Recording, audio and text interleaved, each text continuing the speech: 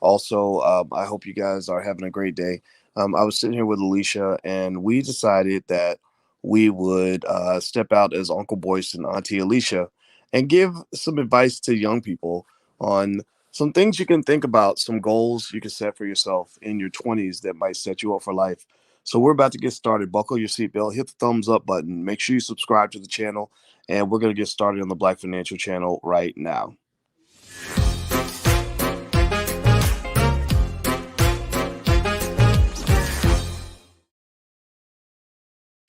Good morning to everybody, and good morning, Alicia. Good morning, everyone. So we are sitting here, and we were just sitting here thinking about how so many young people just get such terrible advice, and then it suddenly hit us. Wait, I have a PhD in finance, and you have a PhD in social work. So why don't we give like the masculine, feminine balance of advice that we would like for you to have if you're in your 20s, and it could probably apply if you're in your 30s and 40s. I mean, life kind of stays the same. You just get older. And so this is mostly on the financial tip. We feel that your economic preparation is important, and I assure you that we're responsible people, and things have worked out pretty well. So so we actually with at risk of sounding a little bit cocky, I was kind of like, wait a minute, you're a full professor, and you've had a PhD a long time, and so have I. So maybe we actually know a couple of things we can share with people. So I'm just going to go down the list. Do me a favor, hit the thumbs up button, share, subscribe button, shout out the name of your city in the chat. I'd like to see what cities you guys come from. Kenya's from Las Vegas, by the way. You remember Las Vegas? I When's the love last Las time? Vegas. We've never been together. It'd be nice if we went to Las Vegas together. Yeah, that's so cool. We should go to Las Vegas. Mm-hmm. Yeah, so Kenya, we're gonna come to Las Vegas. We're gonna stay at your house. Okay. All right. So all right, so everybody meet at Kenya's house. Okay, so here's what I want to kind of lay out. This is also advice that's kind of tailored to the Black community. This is not financial advice, but this is a perspective that's laid out in terms of financial goals that we think apply well to Black people. We're not discriminating. It's not to say that if you are not Black, you can't benefit from this information, but we find that Black people just kind of have just a different set of realities from everybody else, kind of from this whole racial wealth gap thing. Do you agree? I do agree. Now, what would be the number one thing for you that you The, noticed? I think the number one thing for Black people in terms of setbacks, Yeah. um, little dumb stuff like maybe like your parent taking out the phone bill in your name when you're 2 years old, or or not that my mama did that. My mama didn't, but No, of still, course not. yeah. Or just literally coming into the world with no inheritance. Like your white friends, they're like, "Oh, my granddad left me an apartment building." You're like, "Good for you." Yeah, what I used to see in college was as soon as you turned 18, parents were taking out loans and stuff in their children's names because they were 18 and they had credit. And they would like have them Hmm. take out student loans, and then they would take the money. It was supposed to be for college. And they would take the money. They'd be like, "My mama just took all my money. I got Yeah, no money for college." yeah. Like I think that being Black is just unique. Like you got to do a different set of financial acrobatics when you're Black. Give me a yes or no if you guys understand what we're talking about. Like I think that being Black is different. So that means Hmm. that like I saw this white guy who was saying that by the time you're 30, you're supposed to have $66,000 in your investment portfolio. Did you have $66,000 on your 30th birthday? I didn't, but the thing is that I did max out my 401k because I had Mm. a job. Did you have $66,000 in your Probably not 401k? that much, but I had something in there. It made me feel like an adult. It made me feel good. Yeah, so Hmm. maybe that's the first piece of advice, right? Max out your 401k if you Hmm. have one, if you have the opportunity to create one. A lot of our people don't get encouraged to max out their investments. Did I ever tell you about that SNL skit called Black Jeopardy, Oh, where yes. Leslie Jones, yeah, they said your boss wants to take $50 out of your paycheck to put in your 401k, and she answered, she said, "You better give me my $50 and so I can buy me some scratch offs." That was a sad. I mean, it's funny. It's true. Some people invest in things that is not going to get them anywhere. So Right. yeah, And yeah. that's the way to go backward. Mhm. And I Mhm. think that that's the kind of stuff that we have to kind of challenge and say, Look, no, that's stupid. Like that's not what a smart person does if they want to get hit financially. They have to invest for the future. If you invest for your future, you'll have a future. If you don't invest in your future, you won't have a future. It's that simple. Yeah, a lot of people don't know what to do. Like you get your first job. Suppose you go to college, you graduate, you get your first job, and you have that HR meeting, and they give you all this paperwork with all this information on it, and you don't even know what half the stuff means. And they're like, I could do how much with my retirement? What percentage? And then you start seeing that your income kind of falls because you're putting so much money in retirement. And a lot of times, depending on how much money you make, you're like, I don't know if I can live like this. Mm. So some of it takes sacrifice. You can't go out and buy a brand new nice car. Maybe you shouldn't. You should take some of that money and put it in your 401k and understand how important that is. But some people don't understand that. Yeah. Yeah, yeah. I mean, I think that it's, and the other thing too is I remember when I was in my 20s, even Mhm. though it's crazy because even think about this, right? I was a finance major in college. I was the number one finance student in the entire University of Kentucky for Mhm. that class. So you would, and I was teaching finance at the college level. So you would think that I would have a certain comfort level with certain things that came to money. But even then, though, but a lot of money is very emotional and very rooted in your family traditions. Mhm. It's rooted in your habits. It's rooted in your value system, and that's the thing that I didn't have. Was I didn't have a culturally entrenched family value system that was built on wealth accumulation. And I remember thinking about things like, and basically, I was playing strugglenomics instead of powernomics. I wasn't playing powernomics in my 20s. I wasn't thinking, okay, this is how I'm going to be a millionaire. This is how I'm going to build wealth.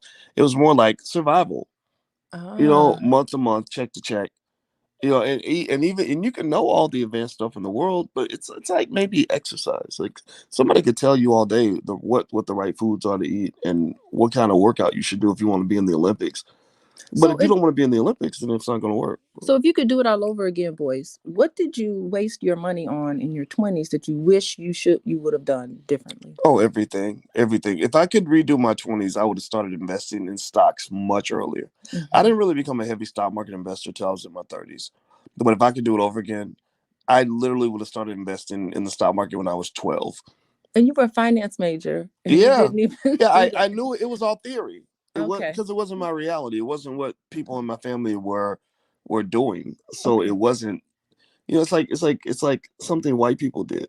To be honest with you, Oh. yeah. And the interesting thing too is that when people talk about things like retirement, I'd be like, I'm 25. Why am I thinking about money when I'm 65? That's 1,000 years away.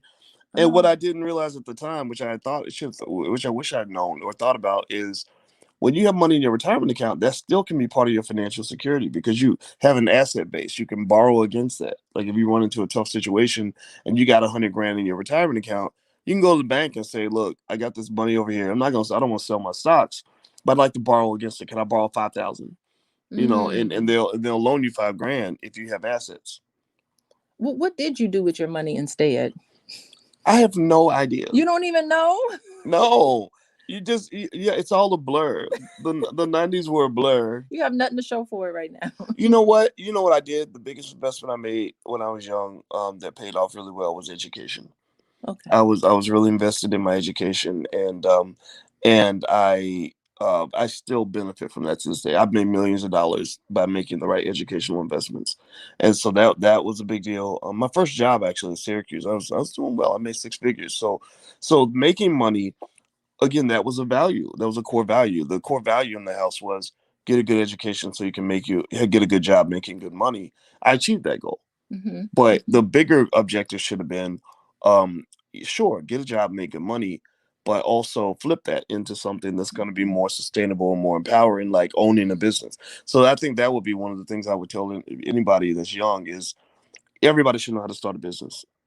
Just because when you like the black business school student that's a friend of yours that you Yeah. said Mm-hmm. started her CMOS business, Yes. and Yes. she was in class and she was like, okay, I'm gonna go ahead and do this. I'm gonna get this done, and now she's like making all this extra money just a month later.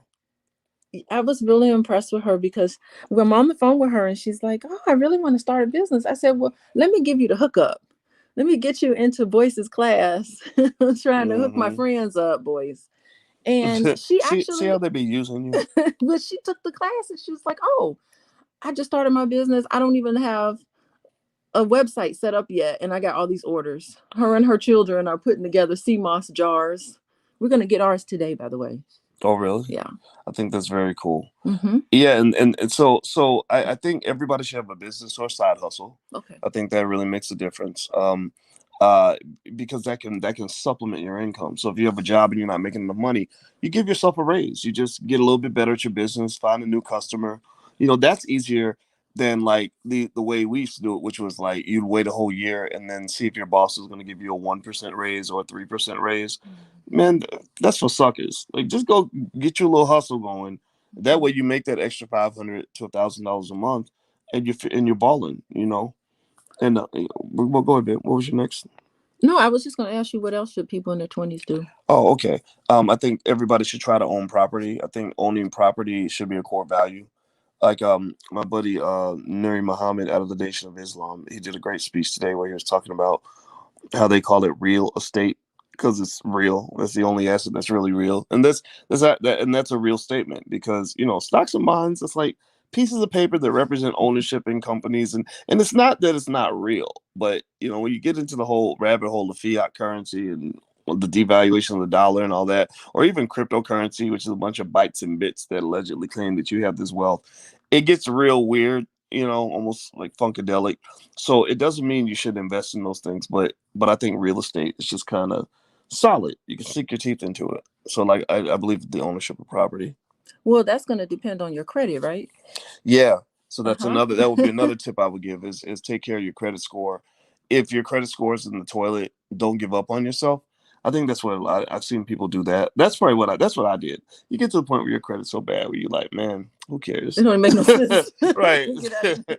It's like that sick person who knows they need to go to the doctor, but they don't.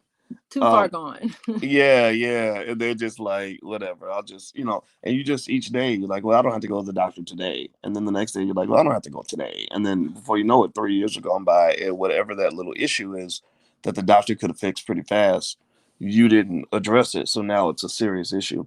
So I think addressing the credit, like just confronting it and at least understanding your report, challenging everything that's on your credit report, and then also seeing what you can do, you know?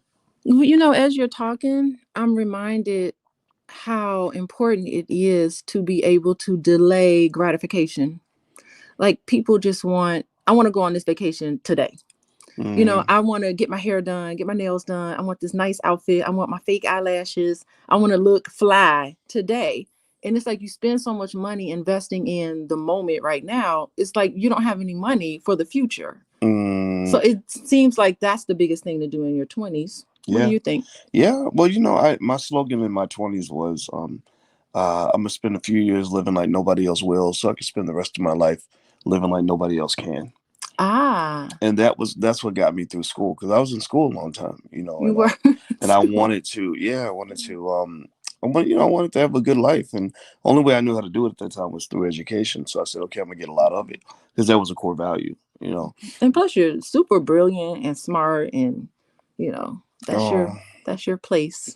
thank you. You're so nice to me. I don't deserve it. Okay, so hit the thumbs up button, by the way. So let's keep going. So a few other. So I would say if I was to run down a quick list to young people, I would say one, get a side hustle or business. Those are the great best ways to make money. Two, try to own property if you can. If you can't own it, at least read a book about it or watch some videos, and so that when you do get the money, you'll know what to do. Three, if they offer you a retirement account, you want to max that sucker out so you can have some money long term and build an asset base. Four, credit score. Take care of your credit. Try to improve it. At least confront it. Find out what the issue is. Challenge some things on the report. Get on the phone with bill collectors. Learn how credit reports work. Things like that. Also, I think just as far as bonuses, investing in your skill set, I think is really important. Whether that is formal education or really now online education is a very big deal. And a lot of the people that can teach you things like how to become a millionaire are online. Like professors can't teach that because they're too busy being professors. They're done. Most of them are millionaires. Also, I think two other points that are non-financial that you're not going to hear a lot is I think healthy relationships and taking care of your physical health. I think those two things really go a long way. Yeah, that's going to take discipline. It's Mm, going to take discipline to be able to implement that. mm, Hmm. yeah, yeah. So I, yeah, because I think that that arena of physical health and relationships with other people. Like, you know, I don't know. I feel like that's important, and it's something that doesn't get discussed. But if you're doing really well financially and all your relationships are a mess, or you don't take care of your health, your physical, mental health, then it's going to kind of ruin everything. Well said, boys. Well, thank you, baby. I Thank you. agree. Yes. Thank you. Okay, so anyway, we're gonna get out of here, guys. And by the way, the Black Wealth Bootcamp, we meet every Thursday. So if you'd like to join the Black Wealth Bootcamp, there's the URL on the screen, blackwealthbootcamp.com. So jot that down if you'd like to take a look and join us. Also, here's a free lecture you can have right now. It's a 100yearfamilyplan.com, and that is where I basically put together this plan on how you can become your own family bank. You've heard the concept of infinite banking. Well, because my PhD's in finance, I kind of twisted some of the um, theory so that it fits Black people and what we actually need to do. So this is something you're not going to read in a textbook, but it's something I put together for you. So, and it's totally free. So you can go to 100yearfamilyplan.com. If you could, please hit the thumbs up button, share, subscribe button if you haven't done it yet. And I hope you guys have a great day. Thank you for listening. Say goodbye. Bye bye, everyone.